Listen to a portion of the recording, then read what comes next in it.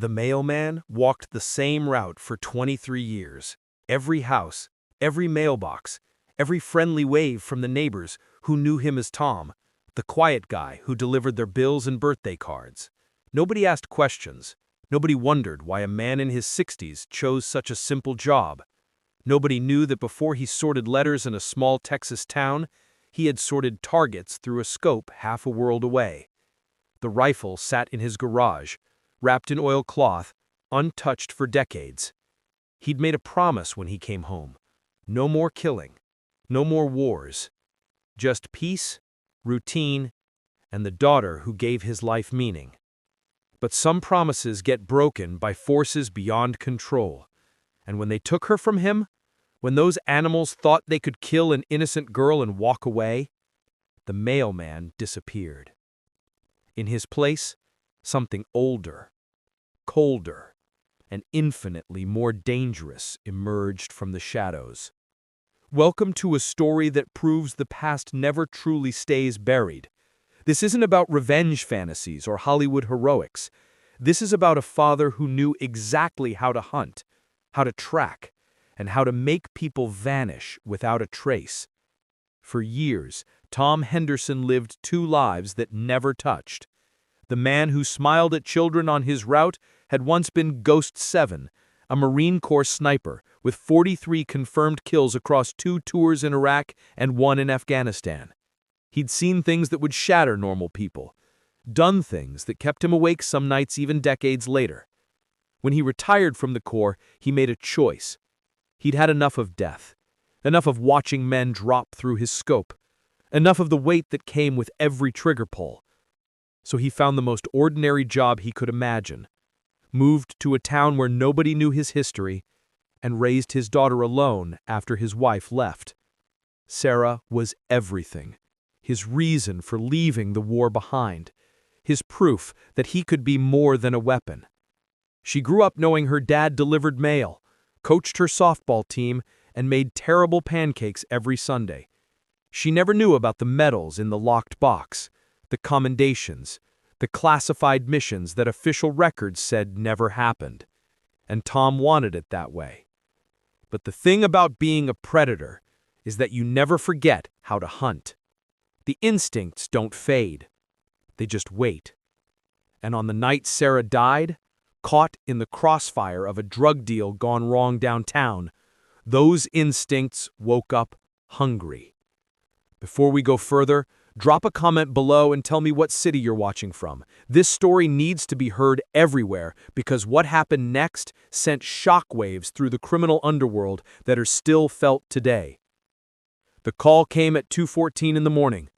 Tom was already awake, sitting at his kitchen table with cold coffee, unable to sleep for reasons he couldn't explain. Later he'd wonder if some part of him knew, if after years of sensing danger, his body recognized when something was catastrophically wrong. The detective's voice was professional, but strained. There'd been an incident. Sarah was at the hospital. He needed to come immediately. Tom drove through empty streets with his hand steady on the wheel, his mind already compartmentalizing, already preparing for whatever next. The emergency room smelled like antiseptic and fear. The doctor met him in the hallway, and Tom knew before she spoke. He'd seen that look before on the faces of officers who had to tell families their sons weren't coming home. Sarah had been with friends at a late-night diner downtown. 2 groups of dealers had confronted each other in the parking lot. Shots fired. She'd been hit 3 times trying to help a wounded stranger get to safety. Dead before the ambulance arrived. Tom nodded, thanked the doctor, filled out paperwork, identified his daughter's body with the same calm efficiency he'd once used to file mission reports. Then he went home and sat in his daughter's empty room and let himself feel it. The rage, the grief, the absolute certainty that the men responsible would pay. The police investigation moved slowly, too slowly. The shooters had scattered. No clear witnesses. The detective assigned to the case was sympathetic but realistic. These things took time, and in gang-related violence, witnesses rarely cooperated. Tom listened politely to the updates. He attended the candlelight vigil. He accepted casseroles from neighbors. And at night, he began to work. The first step was information. Tom drove to the diner, studied the scene, and talked to the workers, not as a grieving father, but as what he used to be, an intelligence gatherer, a hunter, identifying prey. He learned the shooting involved two rival distribution networks fighting over territory. He learned names, careful whispers from people too afraid to talk to police, but willing to share with a broken old man who seemed harmless. He learned that the main players operated out of a warehouse district on the east side, that they moved product on Thursday nights, that they thought they were untouchable because they'd paid off the right people. Tom smiled when he heard that. Untouchable was what his targets in Fallujah had thought too. That weekend, Tom called in sick to work for the first time in 15 years. He drove 3 hours to a storage unit he'd rented decades ago under a name that didn't exist in any official database. Inside, wrapped carefully against time, was his old rifle, a Marine Corps M40A5, the same weapon he'd carried through the desert. He'd modified it himself before leaving the service, small changes that made it uniquely his. As he unwrapped the oilcloth, muscle memory flooded back. The weight, the balance, the feeling of holding something that was essentially an extension of his will. He spent the day at a remote piece of property he owned, land he'd bought specifically because it had a natural shooting range that couldn't be observed from any road. The first shot felt wrong, too eager, too emotional. The second was better. By the 50th, his hands remembered every micro-adjustment, every breath control technique, every calculation he'd once done instinctively. By sunset, he was hitting targets at 800 yards with the consistency that had once made him one of the Corps' most valued assets. The rifle still worked, and more importantly, so did he. Tom spent the next week watching. He mapped the dealers' movements, identified their vehicles, and learned their patterns.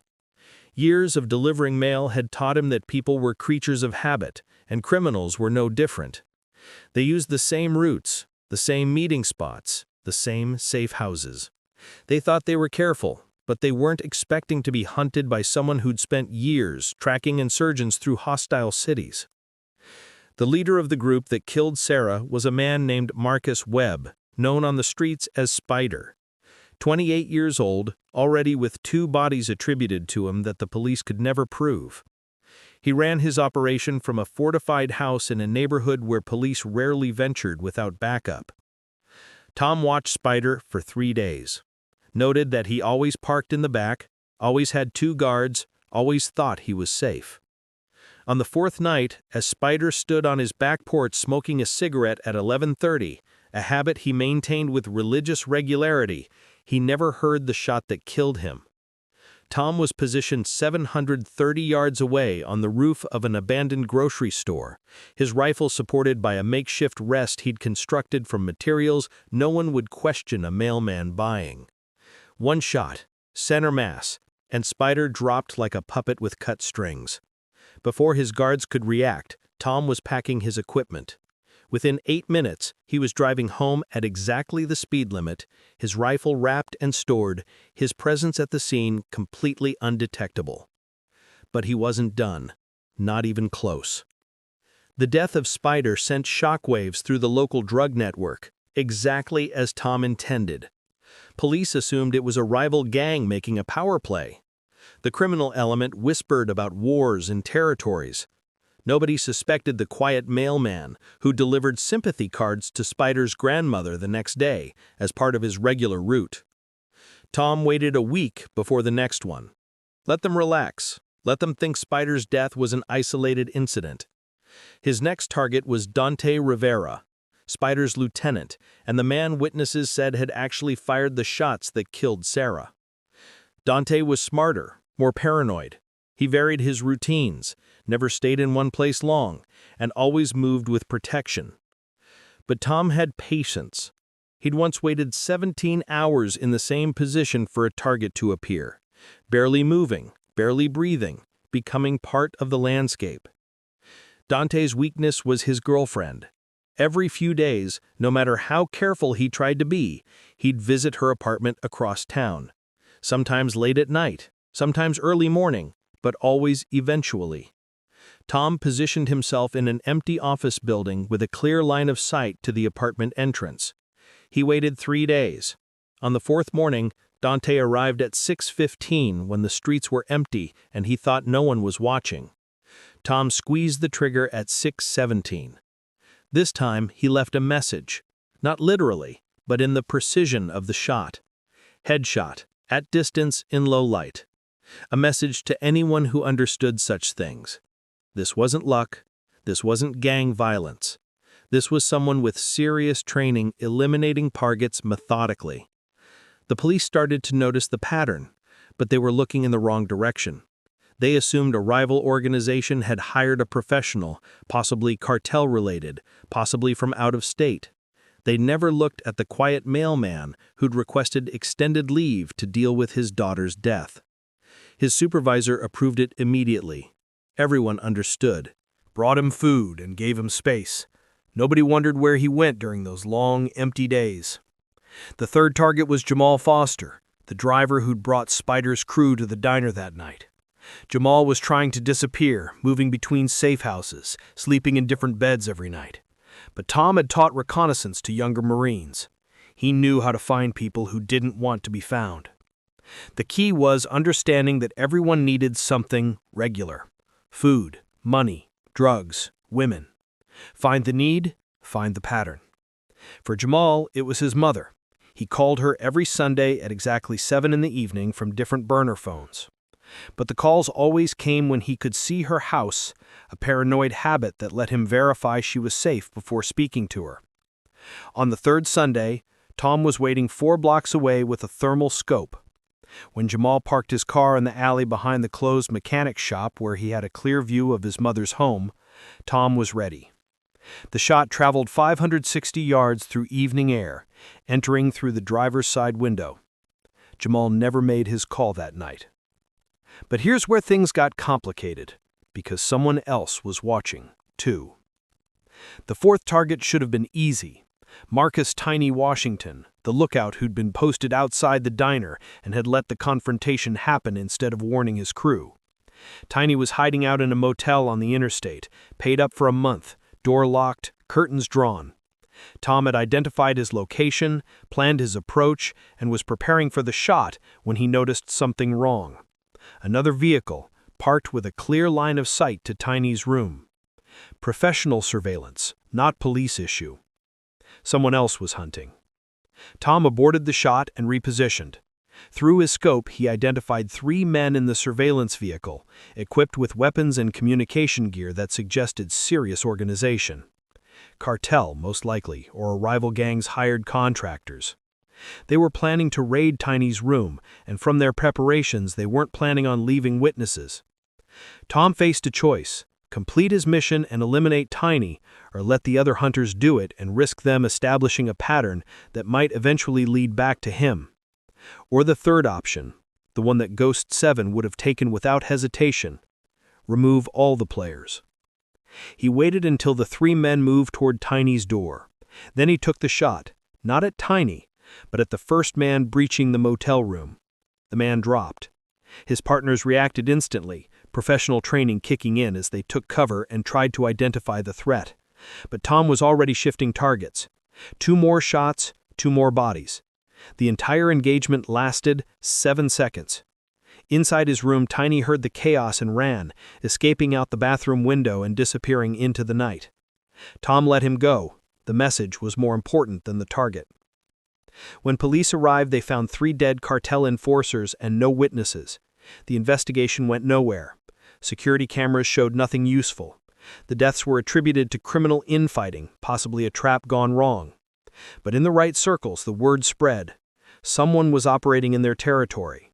Someone with military-grade skills and 0 fear.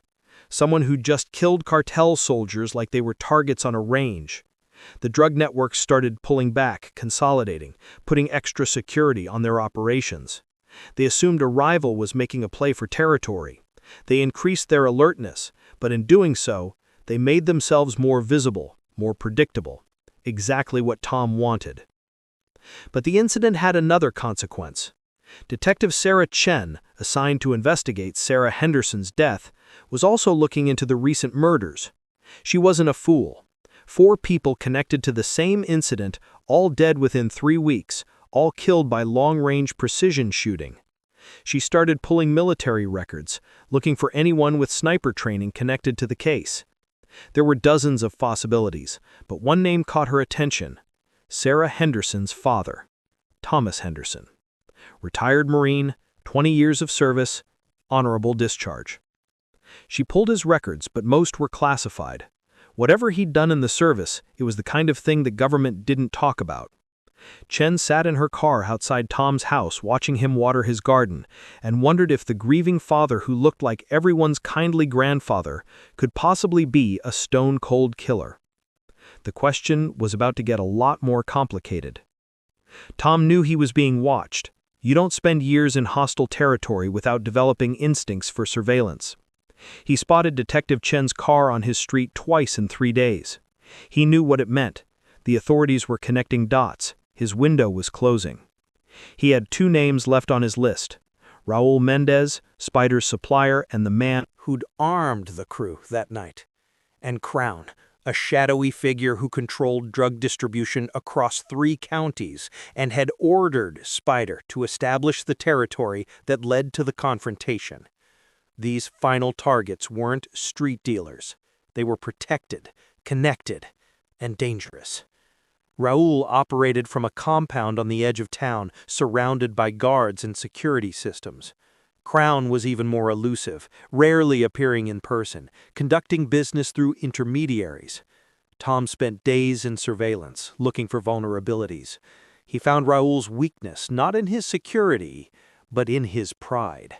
Every Friday, Raul held court at his compound, meeting with lieutenants, settling disputes, conducting business.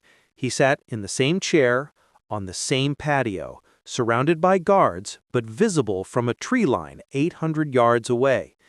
The property had been a ranch before Raul bought it, and the original owner had planted windbreak trees that had grown thick and tall over decades. Perfect concealment. Tom hiked into position at 3 in the morning Friday, carrying his rifle and enough supplies to wait all day if necessary. He was 20 feet up in an oak tree, secured by climbing gear, completely invisible from ground level, when Raul emerged at noon. The wind was tricky, gusting from the southwest, adding complexity to the shot. Tom waited, watched, calculated. At 12:17, the wind calmed for a moment. Raul stood to emphasize a point to his lieutenants. Tom exhaled slowly and squeezed the trigger. The shot took Raul in the chest, the impact throwing him backward. His guards reacted instantly, drawing weapons and scanning for threats, but Tom was already descending from the tree. He'd planned his exit route carefully, moving through terrain that vehicles couldn't follow, staying low and quiet. By the time Raul's security team figured out the approximate direction of the shot, Tom was 2 miles away, his rifle disassembled and packed in a hiking backpack that made him look like any other nature enthusiast enjoying Texas wilderness. But as he drove home, he saw Detective Chen's car parked in his driveway. The reckoning had arrived. Chen sat at his kitchen table, accepting coffee she didn't drink, studying the man across from her. Tom looked exhausted, older than his years, exactly like a father who'd buried his daughter 3 weeks ago. She started gently, asking about his service, his life after the Marines, his relationship with Sarah. Tom answered honestly. Yes, he'd been a sniper. Yes, he'd seen combat. Yes, he'd done things he wasn't proud of, but that he believed were necessary. And yes, losing Sarah had destroyed him. Chen let silence hang between them, a technique that usually made people uncomfortable enough to start talking. Tom just sipped his coffee and waited. Finally, Chen laid it out. 5 people connected to Sarah's death were now dead themselves, all killed by precision long-range shooting, all within a month of Sarah's murder. The odds of coincidence were essentially 0. Tom nodded slowly. Then he asked a question that changed everything. Tom looked across the table at Detective Chen and asked simply, "Do you have children?" Chen hesitated, then nodded. 2 daughters, 7 and 9. Tom's expression softened. "Then you understand," he said quietly. "You understand what you'd do if someone took them from you." Chen started to respond with the expected speech about law and justice and trusting the system, but Tom interrupted. He asked her how long she'd been working on Sarah's case. Chen admitted 3 weeks, same as every other case on her desk. Tom asked how many witnesses had come forward. Chen said none who'd testify. Tom asked how many arrests had been made. Chen admitted none. Tom asked what the department's clearance rate was for gang-related homicides in their city. Chen said 32%. Tom leaned back in his chair. "So if a father came to you grieving and desperate and asked you honestly what were the chances his daughter's killers would ever face justice, what would you tell him?" Chen couldn't answer because they both knew the truth. Most likely, no one would ever be charged with Sarah Henderson's death.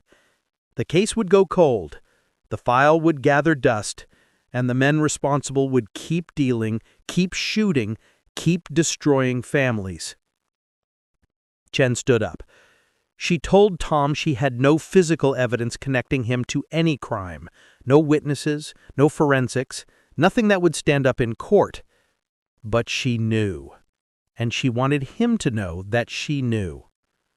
Tom walked her to the door. Before she left, he asked her one more question. "If someone had removed 5 violent criminals from your city, people responsible for multiple murders, drug distribution, and gang violence, would that person be making your community safer or more dangerous?" Chen didn't answer. She drove away. Her report would eventually state that she found no connection between Thomas Henderson and the recent deaths. The grieving father was clearly devastated by his loss, but showed no signs of violent behavior or capability. That pursuing this line of investigation would be a waste of department resources. Sometimes justice wasn't blind. Sometimes it knew exactly where to look and chose not to. But Tom still had one name left: Crown, the apex predator who'd never touched a weapon himself, but whose orders had killed dozens. Taking him out wouldn't be like the others. Crown never exposed himself to risk, never appeared in public, never created the vulnerabilities Tom had exploited with the others. Tom spent 2 weeks researching, using skills he'd learned in military intelligence. He tracked financial records, property ownership, and business connections. Crown's real name was Vincent Castellano, and he ran his empire from behind layers of legitimate businesses and legal shields. He was untouchable in conventional terms. But Tom had learned long ago that everyone had to exist somewhere physically. Everyone needed to breathe air, eat food, sleep in a bed. He found Crown's weakness in an unexpected place: a daughter. Not public, not acknowledged, but hidden away in a private school 3 hours north, living under her mother's name, protected by secrecy rather than security. Tom had no intention of harming the girl. That wasn't who he was. But Crown didn't know that. Tom compiled everything he'd learned into a package: photos of the girl, her school schedule, her mother's routines, proof that Crown's most precious secret was vulnerable. He mailed it to Crown with a simple message: walk away, disappear, or everyone you love becomes as exposed as Sarah Henderson was that night at the diner. 3 days later, Crown vanished. His businesses were quietly transferred to others. His operations shut down. Rumors spread that he'd fled to Mexico or maybe Central America, but nobody knew for sure. What they did know was that Crown was gone, and the power vacuum he left behind fractured the drug trade in the region so completely that it took years to reorganize. Tom returned to work. He delivered mail, waved to neighbors, and slowly began to heal. He would never be whole again. That part of himself died with Sarah, but he could function, he could continue. One afternoon, 6 months later, Detective Chen stopped him on his route. She handed him a letter, personal mail, that had been delivered to the station by mistake. As Tom took it, she said quietly, "Thank you for your service. All of it." Then she drove away, and Tom knew that his war was finally over. The rifle went back into storage, wrapped carefully, untouched. Maybe forever. Maybe not. Because Tom Henderson had learned that some men can't ever really stop being what they were trained to be. They can only choose when and how to let that part of themselves emerge. And sometimes, just sometimes, the system needs people willing to work outside it to protect those who can't protect themselves. The mailman continued his route, but somewhere, wrapped in oilcloth in a quiet garage in Texas, a rifle waited, just in case.